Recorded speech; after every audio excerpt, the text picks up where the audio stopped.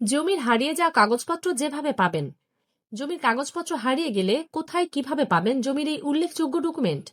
পর্চা বা খতিয়ান, দলিল, ম্যাপ বা নকশা।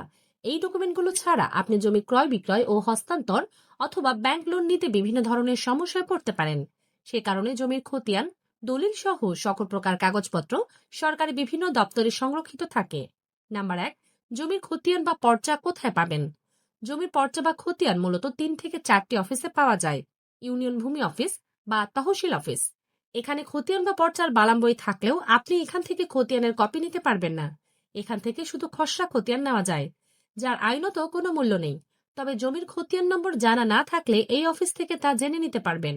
এছাড়া জমির খাজনা বা ভূমি উন্নয়ন কর এই অফিসে দিতে হয়।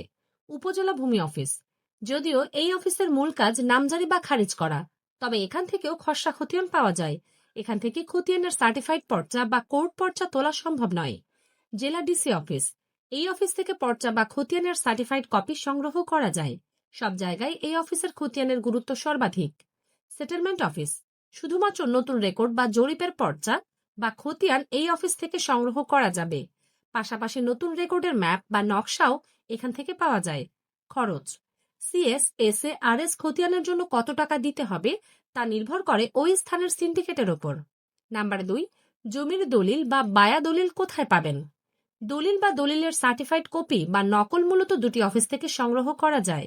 উপজেলা সাব রেজিস্ট্রি অফিস, যেখানে নতুন দলিল রেজিস্ট্রেশন করা হয়, সেই অফিস হতে নতুন দলিলের নকল ও মূল দলিল পাওয়া যায়। তবে পুরাতন দলিল বা বায়া দলিল এই অফিসে পাওয়া যায় না।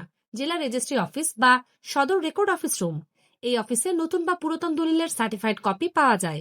আইনি পরামর্শ বা তথ্য জানতে আমাদের ফলো করুন।